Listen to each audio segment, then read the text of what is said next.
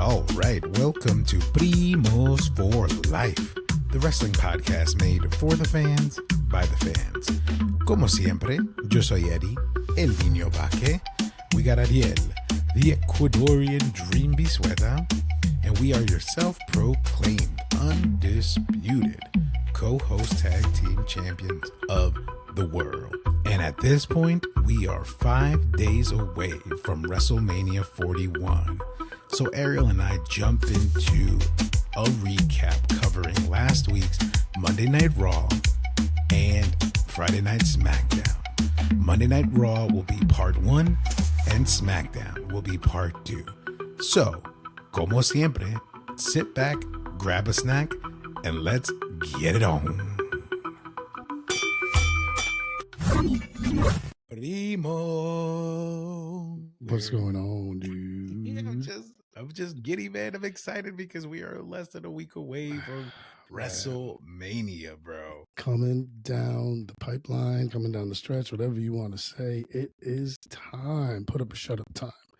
Couple, with 4 episodes of the major shows, with 2 happening this past week. We got 2 more now upcoming, and then it's it. And then we have the card. They gave us the card, which we'll get into later for both nights, so we know what to expect. We know kind of what matches to look for and when and stuff like that, which is good because I was, there's some things I wanted to make sure I saw the New Day. So I'm glad I know that to see that they're on, I believe it's like Saturday, stuff like that. So, but yeah, man, excited with you, man. So can't wait to get into it. Just kind of getting through the weekly Raw and SmackDown, and want to just touch up with you and see what's going on, so you get your thoughts on everything. Yeah, man. No, I'm just I'm with you, man. I was very happy with Raw and SmackDown this week.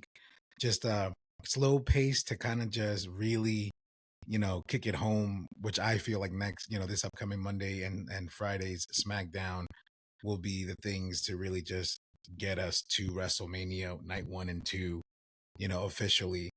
Yeah, but a lot to talk about. A lot, a lot of stories like really coming to alignment with like, okay, WrestleMania. And then there's a couple of things too that I saw on SmackDown specifically that I was like, I wonder why they're doing this. But I mean, it's just too much on the card, so much talent. It's just, I get it. You know what I mean? But yeah, I like it, I don't like it, but we'll get into it, for sure. Yeah, they can't do everything because even though it's 2 nights, you still can't fit everything because, to your point, with what you've been saying in the past couple episodes that we've done, it seems like Hunter's focusing on less matches and getting more things out there on these, not only PLEs, but on the regular shows too. So, yeah, but we'll get into it. Absolutely. Yeah, for sure. So let's just jump right into Monday Night Raw out of Minneapolis, Minnesota. Opening segment was the contract signing for the triple threat for the ladies, Bianca, Rio, IYO. For me, I enjoyed the segment just for 2 reasons. One, finally IYO gets the last laugh, right? Because at the end of it, she ends up drop kicking both of them, which made me really happy. Of course. Well, I mean, she got mushed again. They mushed her again. Mm-hmm. So that's not fun. I didn't like that at all. But again, she finally got the last laugh there. And the other thing that I liked was, Bianca's little part about like shutting Rhea up. I actually really appreciated that. You know what I mean? Like I like that she was like, at first I would be mad about this, but you know what, at this point, kind of to what you mentioned a few weeks back, they all just were like, whatever, we're here, just throw her in the match. We don't care, whatever. So you did call that. Yeah. But I did love the way she shut her up. And she was like, as Rhea was about to speak, Bianca was like, no, you whined enough for the last couple of weeks. You don't get to say anything. Yeah, and I was like, yes, thank you. You're 100% correct. I thought that was really well done as well. I thought it was really cool on Bianca's part to be like, no, you're not talking. You did it. You cried your way in. And that's what I was going to say to you. I was like, well, yeah, we said they're going to just get annoyed and just be like, put her in the match so we can just be done with this and let's have the match. And sure enough, done. And I love IYO finishing with the just walking out with the belt in hand. I thought that was great, but solid. And Bianca did great. Rhea, fantastic. It was good. I was really quite enjoyed that first segment. Yeah, absolutely. So pretty. So that's solidified. That's the match. They all signed the contract. IYO walks out with the belt, and both of them on the floor. So really happy with that. And then we jump into a Judgment Day segment about the IC title, where Liv admits in front of Finn Balor that it was her that got her Dom into the match. And you could see already Finn throwing in those bad, like those punches and stuff like that about like, oh, it doesn't matter what people say about you, that you suck and you're this and you're that and you're not tough enough and all this stuff. Quick jabs, little quick shots, little quick shot. Like, oh yeah, what does it matter that people say that you're not good enough? Yeah, that you stink. What is it? Like, oh, dude, really, dude? Like, you're such a baby. Like, all right, well, we've been waiting for the implosion. But go ahead, sorry, continue. Sorry. Yeah, no, and it was good. It was a good segment. Cherry on top was Carlito, talking about like, well, don't worry, Dom, I got your back. And the Mall of America is huge. I've been there, and I'm just like, what?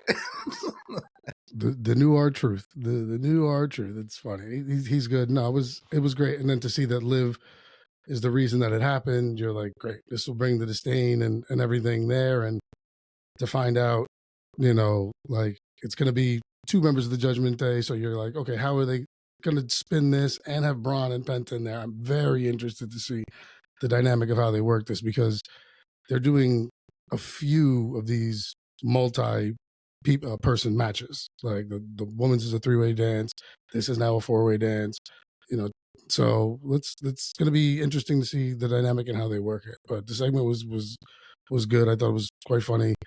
Carlito, of course, and Liv is just playing the perfect like little stick it to Finn and gonna drive a wedge, but always behind Daddy Dom. Like, it's great. It's funny. Yeah. No, I was totally down with it. But awesome segment.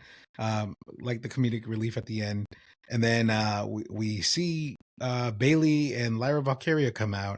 And at first I was like, what is this for? But then I forgot it was for the women's tag team gauntlet match for the number 1 contenders for Liv and Raquel, because they were walking out, sitting at ringside. No, that was Friday. This was for the women's IC belt. This was for the championship. Oh, that's right. Yeah. My bad. You're right about that. This was for the championship. Oh, yeah. Okay, you're right about that. Right. So that was for the IC. They had a fantastic match.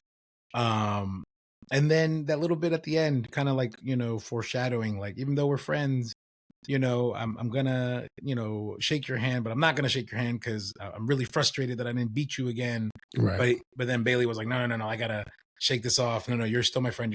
Like, gives her like a hug. But Lyra ends up winning that match and kind of planting the little seeds of like, yeah, we're friends, but at some point this is gonna turn up. This is right. We ain't gonna be like, we'll be friends, but I'm coming for that belt.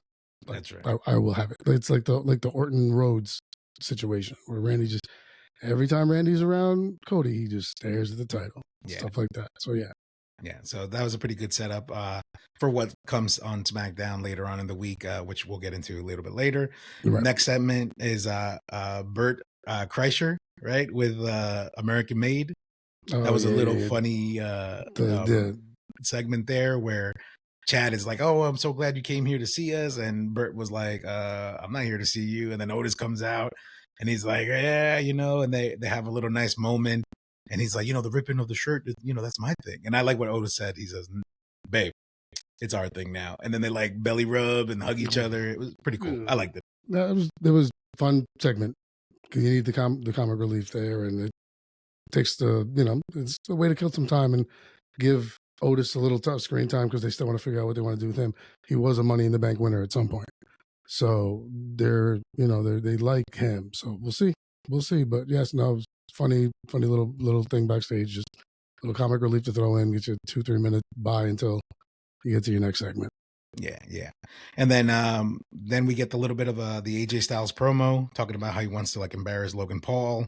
Karrion Kross interferes, basically setting up the match for next Monday after Mania. And again, with these little planting of the seeds of like, Karrion was like, yeah, we got him. You know what I mean? Like, okay, got what? What is happening? You've been doing this for months. What's the payoff? What are we building up to? Yeah. Hopefully something good. I mean, you would think, because the Hunter likes Karrion Kross. He's backed him every time he's had him, and NXT's pushed him and stuff like that. So you figure he's got something for him, and I mean, he did this with the New Day, and look what happened to them. They turned, and now they're back on a good rise. So, like I said, hopefully it pans out. I know they let Authors of Pain go and Paul Ellering go and stuff like that. So that's why that was the Final Testament, whatever. I think that's why they broke up. But we'll see. But, yeah, because Scarlett said it too. She's like, I think he bought in or whatever, and he's like, yeah, me too. It's like, okay, yeah.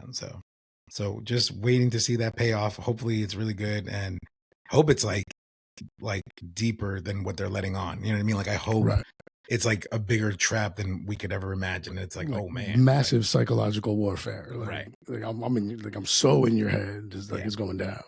For real. So that's pretty good. Then we get into the next match, which is LWO versus American Made and El Grande Americano, right? Oh man. This is overall fantastic match. Oh yeah, no, the match was great. Yeah, and LWO, got to give it to those boys, man. High flying all over the place, and even American Made. I mean, those guys are pretty solid. I hope to see them do more. I really hope they get to a point where, like, you know, like kind of like what Team Angle got, and all of them got the gold at some point. I would love to see that. Like maybe even for like you know, like a month. I would just love to have them, all of them, be champions at some point at the same time. Yeah, like you put like the U.S. champion on Gable, and then give them the whatever, and then Ivy gets the with the women's. Or one part of the women's. It doesn't matter what it could be, IC, heavyweight, whatever. Yeah, exactly. But overall, good match. But obviously, Chad ends up losing. I'm sorry, cheating rather. Ivy gives him the metal plate for the mask. Ray, you know, is aware of this, and which sets up something for later. But then headbutts Dragon Lee, and then LWO takes the loss. He takes the thing, sticks it under his mask, headbutts Dragon Lee, knocks him out.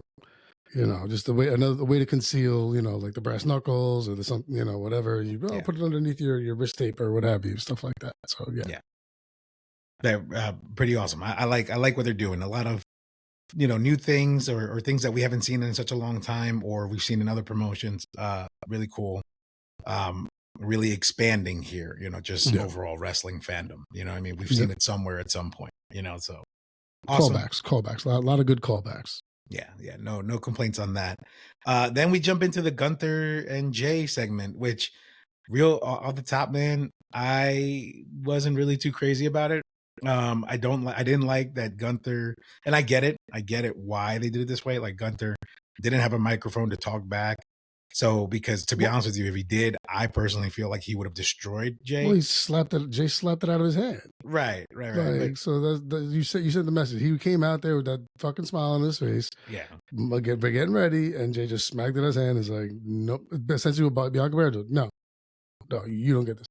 I more so didn't care for the promo because if someone jumped my brother like that, I'm not standing 3 feet away from you for a good 6-7 minutes and not putting my hands on you.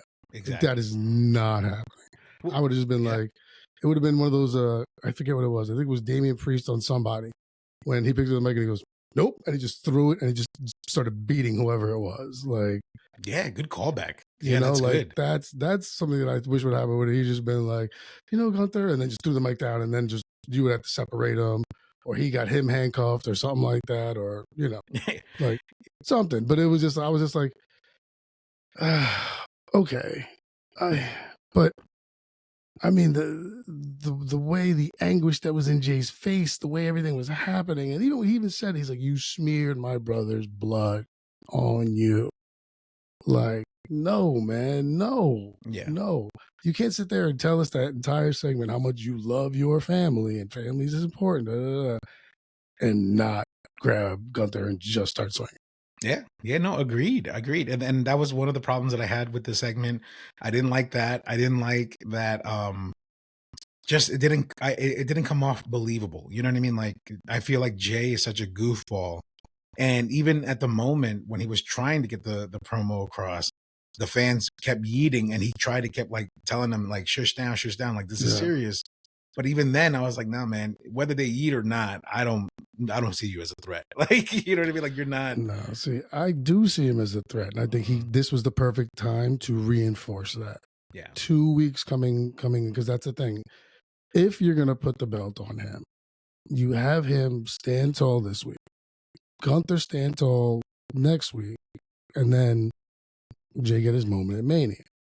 Yeah. So I wasn't a fan of. I wasn't a fan of it, and because like I said, I believe Jay can be that guy. Like they've had him in the New Day, but the Usos in the New Day had some of the best tag matches in WWE's tag division in a while. Like they were really, really fantastic. Yeah. So I know how good he is. Like, and I think he could have done more. And I just felt a little underwhelmed with the segment. Like I think they could have done more, made it more believable if you're trying to sell that his brother's in the hospital. Like, no, you're not putting my family in the hospital, and I'm not coming after you with everything that I have. Yeah, especially the way that he's like, I had to explain it to my mama. Like that part was all emotional, and like it started off strong, but then it just kind of fizzled out for me. And then actually, to your point, I heard Samoa Joe say this about his promo a few years back with Brock Lesnar. Remember when he got in his face and he was like, "You look at me when I'm talking to you," and like they butt heads. Like he said in that interview that I saw, he said that in real life, when people are talking like that, it's gonna get physical. So that's the one thing in wrestling that he feels like they don't get to do enough of, because it's always just talking back and forth, and then nobody gets hit, and then everybody walks out, and the segment's over.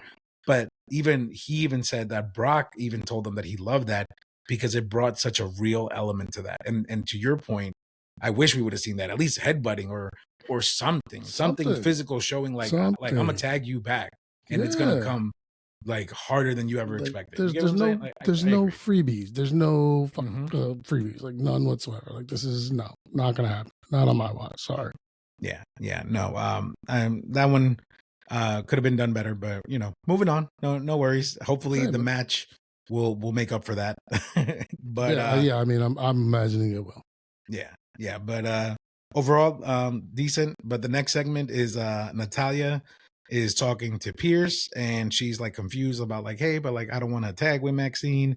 And Pierce is like, well, just think about the gauntlet match. It's an opportunity to get into WrestleMania. Who wouldn't want to jump on that? And then basically they join forces for their later match in the week at SmackDown, which, all right, decent segment. I guess we didn't really need to know, but to be honest with you, now that I think about it, overall, it was nice that we saw that, because one of the tag team groups that were in the gauntlet match, I totally forgot of, and I was like, how come they didn't get a segment? You know what I mean? But we'll get into that later, which was Shayna and the Pure Fusion Collective or whatever, minus, well, I think Sonya Deville got released also. Right. Yeah, but still, exactly. So I had no idea they existed. So I don't even know if they still go by Pure Fusion Collective, whatever. No, they do. They do. They came out to the music and everything. So that's why I was like, oh, I forgot you guys were even a thing. This is going to be a squash. You're going to get eliminated quick. You know what I mean? But and it was good to see Natty. She's the long, so it's good to see her. Always. Yeah. So fine segment. I said just setting up for what's coming down the road, and sure, great. Yeah. And then that's when we get this other segment. That's when Ray interrupts and calls for the match against El Grande Americano for WrestleMania, which, to be honest with you, I feel like, yes, I get it. It's Rey Mysterio. And El Grande Americano is making an impact. But to have a slot in WrestleMania, I feel like there should have been another match in the card. And this match should have been like a Friday Night SmackDown or week of WrestleMania match for me. But I mean, later on, I'll explain which match should be in that place. But for me, it's one of those. Well, I think the payoff here is for Gable to give him a Mania match, because he's been there for quite some time. He's done everything you've asked him to do. Yeah, everything. He's run with Otis. He's doing this. With Jason Jordan, didn't know what to do for a little while like that. So I think this is the good soldier kind of like paid his dues kind of match. Right. We'll give you, whether he wins or not, that's a different story. But I think this is more so like a pay your dues. Like, thanks for being that guy. Like, you've paid. Like, we're gonna give you a match there, and this gimmick is kind of working. Now, I agree with you. There's definitely one match that comes to mind that I think could replace this on the card, on Mania, but that's going to be on SmackDown. I think the Friday. Like, so I agree with you, but I think this was, especially because at this moment in time, the El Grande Americano thing is kind of over for for the time being. So it's like, all right, let's get it in, use it, and kind of go from there. But yeah, I agree. Not loving the that this got in over a couple of things, but I understand why it's there. Yeah, no. I mean, I get it, but again, we'll definitely jump into that a little bit more later. Then the actual next match is the New Day versus the War Raiders. Awesome match. It started off really well, did really strong. Then ended up in Eddie Guerrero DQ style kind of situation where Yeah. Xavier had the chair, throws it at Ibar, and then he actually does hit him though, and then the ref catches him, disqualification, and then New Day goes, ham on them. Yeah. And it's solid. Evil I'm New still Day. not on the New Day train, but it was pretty solid. Crazy pants. You got your crazy pants on, dude. No way, man. This is awesome. This is fantastic. I thought it was great. Very well done. I was surprised to see him hit him. Yeah. I figured he was gonna take to just lay down and be like, oh, But when he hit him, I was like, oh, well, then this is dandy. Like we're good here. We're setting we're up off for to the races for sure. Exactly. Like we're going to Mania. We're gonna be just fine. I'm expecting to see a title change there. I'm expecting to see the New Day come out on top. But this was great, awesome, A+ in my book because I just love it. And then at the end, just to have them and it's funny because before this was the Gunther segment, and people want to. You want to hate Gunther for doing that, for beating him, Jimmy, when he's down and he can't defend him, Jay can't defend him. And then I'm watching the New Day do it to the War Raiders, and I'm like, yeah, get him. No, don't let him get up. Beat him down. It's funny. So, but once again, the juxtaposition of, when you're a fan to who you like and who you really don't care for. So, but really well done segment. I thought it was great. Yeah, for sure. And then the bonus for me was that's when Tony Hinchcliffe was joined commentary. And he was all for New Day. He's like, I love the New Day. They're amazing. Yeah. Ever since they got rid of that, dead weight Big E, that was just like, what? Yeah, no, that was good. And then because he even said, he was like, what? They got hit. They supposed to win the match. These Warriors are terrible. They're cheaters. It's like, yeah, great. This is my guy right here. It's like a throwback to Bobby the Brain Heenan, the great heel, announcer, Lawler and stuff like that. Yeah. You could tell that, that's one of his like bucket list, like dream jobs that he was able to do. And he definitely delivered. So it was good. Oh, it was well done. He did a really good job. And then made me quite interested. It's funny because right before I started watching that, the show that he's doing, the whatever things with Hinchcliffe came up on like my things you should watch. And I'm like, what is this? And then I saw him on Raw. And I'm like, okay, now I'm intrigued. So now I probably will end up watching this. Damn you, Netflix! Yeah, they're doing good with that. With their. But hey, look at it this way: at least we're not getting 50 shots of actors in different things. Now we're only getting like one or two an episode. Yeah. So and mostly like Netflix related. Like there was that dude from the Devil May Cry, director and Love Island or some love show. Whatever. But it's not people from Smackdown. Yeah. Like, here's a guy you could see next week if you wanted. Like, it's Braun Breaker again.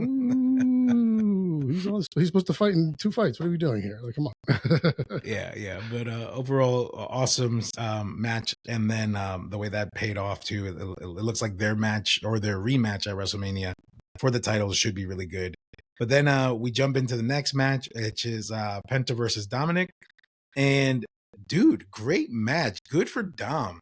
We don't get to like enjoy him as much in the ring, and when he does, especially with somebody like at the level of Penta, I thought they did a really good job. I definitely enjoyed it a lot. I agree with you because I said it to myself sitting and watching the match. Like when it started, I was like, okay, Penta versus Dom. Let's see where this goes because we know what's going to happen.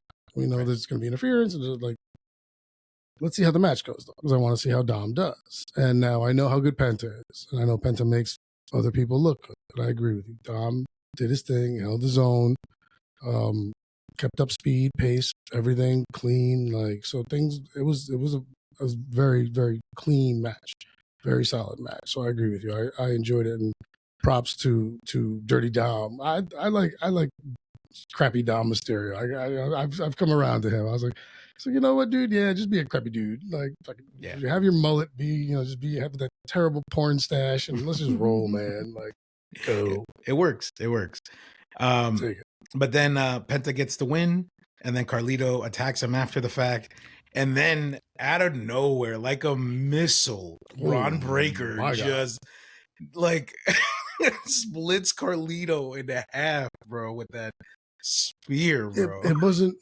I mean, it wasn't even a spear. It was A missile. Braun Breaker ran and decided, I'm just going to do a front flip. I'm just gonna fly. And as he did his front flip, he hit Carlito with his shoulder. That's what happened. Like, he leapt up to do his front flip. And as he did that, he was like, oh, wait, hang on, Carlito, come here. And he bombed. Because my man flipped and landed. Yeah. Like, he executed it perfectly. This is like Tiffany Stratton, gymnast, Simone Biles type stuff. He literally was just like, I'm going to do a running flip, and I'm going to land it. And he hit Carlito, and just, wah! You saw just the aura come out of my man. Just like, oh, it was great. I saw that. I was like, oh, damn, I got to wind this one. And it was great. Yeah, no, super, super good, man. I enjoyed that segment. And then what I was also impressed, because obviously, then he attacks Carlito, he attacks Dom, he attacks Penta, because obviously they're going against each other at Mania. And then Finn comes out, he attacks Braun and everyone else.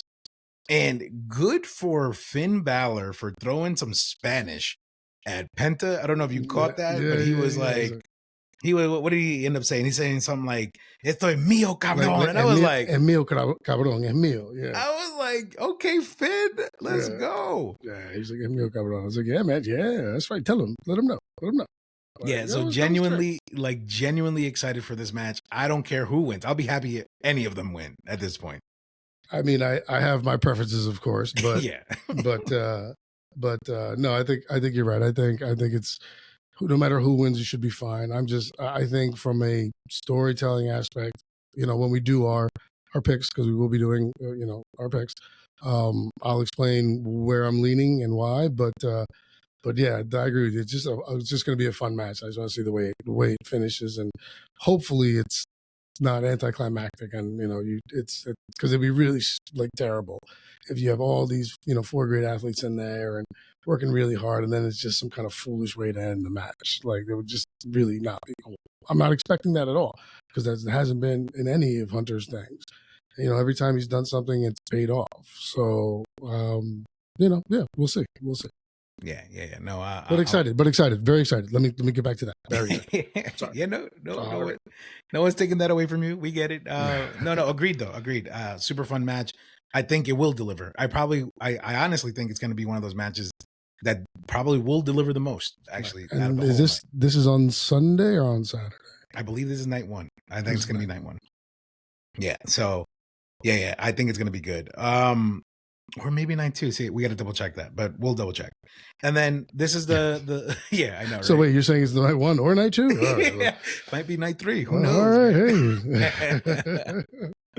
hey. No, I'm pretty sure it's night 1, but I don't know. When we do the picks, we won't go over everything. I was just out off of my head. No, all good. And then finally, the final segment of the night, Paul Heyman, and just to kind of give a summary, and then we'll just give our thoughts. Basically, he comes out, starts talking about the fact that he's loyal to both Roman and to Punk, because one's his best friend, the other one's his tribal chief, et cetera, et cetera. Seth comes out, points out some truth and some history to him, that when Solo came around and got destroyed and the bloodline, all this stuff happened, where was Roman to save him? Nowhere. Same thing with Punk. Punk, when he left him behind. And when he was set to destroy WWE with the other company, and he came back, and did he think about you at those moments, and then like stuff like that. It was like really telenovela stuff, really good. And then Seth ultimately realizes that the only thing that he could do at this point is to take Paul Heyman out of the equation. That way nobody gets him, and then starts pushing him, was about to beat him up. Punk comes out to the rescue. They get into this whole thing all over the ring and all that stuff, ultimately leading to Punk sliding back into the ring. Seth stomps him, knocks him out. Paul is about to, he goes up to Punk, checks on him. He's Seth ultimately realizes that Paul is near the mat. He's about to go and stomp him, doesn't, and then grabs the mic and says, "Now, Paul, you owe me a favor." And then it's over. The night is over. Right. So executive producers. Executive producer Trip Lee or something Lee, something. Paul Levesque and like I want to say like Craig Lee or something like that. Like, yeah. I try to remember it, but so did I, and it's funny. I thought I had it, and then the minute we started talking about it, I was like, I lost it. Yeah. But and it's funny because like watching the whole thing, I'm like, okay, he's gonna start jamming him up, and then he's like, I can take you out. And I'm like, okay. Roman's not in the building, so Punk's gonna come, or maybe Paul Heyman grows a set and like pushes him and like runs his chubby penguin butt out the building. I'm not sure, but so yeah, exactly. But I'm like, I don't know what's gonna happen, but something's gonna happen. So Punk comes out, great. I see it. He starts wailing on. He gets the best of Seth for a good amount of time. Puts his head on the steps like he's about to stomp him. Seth climbs back in. Punk comes in, and then like you said, he gets curb stomped. This is where I started to get funky with it because I'm looking at it, and as soon as he got stomped, Heyman came right over him on all fours. And I'm like, he just got stomped. You figure Heyman would wait a little bit before he would come in and check on him because Seth is still roaming around in the ring, angry as hell. Why did he come in here so fast to check on him? Because that's what best friends do, bro. And then when he's on all fours, well, no, I would have pulled that motherfucker out. No, I'm sorry. I'm not going to give you a chance to land a shot. What? No, I'm pulling. Give me your arm. We sliding. You out your damn mind. I'm not getting us both killed. I'm my best friends. I get us both killed. If one of us is alive, one of us got to drive to the hospital. Yeah. Like shit. So no, but yeah, no, it was like, so I was like, why is this like, that's kind of weird. And then to see the setup of what had happened when he ran up and he stopped short of the stomp, I was like, that's why. And then I was a little thrown off by the fact that Heyman immediately like covered his mouth. I was like, oh my God, I do him a favor. You don't know him shit. Right, exactly. Like, he ain't no magical genie. He ain't doing all that. That's on him. That's on him for being stupid and not finishing the job. No, you don't know that, man. A damn thing. But selling what they do, great. I thought it was cool, fun way to try and work Seth Rollins having some juice in this thing now as well, because you were focusing more on CM and Roman because of the Heyman aspect. So a good way to kind of throw some love Seth Rollins way. Yeah. Which now, final thoughts before we move into SmackDown, makes me believe that the rumors are probably true. That ultimately Paul's going to betray both Roman and Punk, revealing that he has now taken on a new client, making Seth Rollins not only the visionary, the architect, the Beast Slayer, the King Slayer, but now he's a Paul Heyman guy. Really? I think so. Okay. We shall see. I never even gave that one a thought. I'm like, how are they going to work this out? I'm like, he's going to have to screw one of them, and it's going to piss the other one off, and we have to figure out what happens here. Didn't figure he would screw both of them. Yeah. I don't know. Thank me. Thank the internet for that one. No, I see what it is, but I don't know. I don't know if I could just see him running with Seth Rollins for too long, because he'd have to be there for a while to have to betray his best friend and his tribal chief that he's been around for years. You would have to attach him to Seth Rollins for a 2-3 year run. Yeah. Minimum. Yeah. Which is why the only reason I'm like, not sure. But we'll see. We'll see. All right. That concludes part 1 of this episode. Part 2 is coming up next.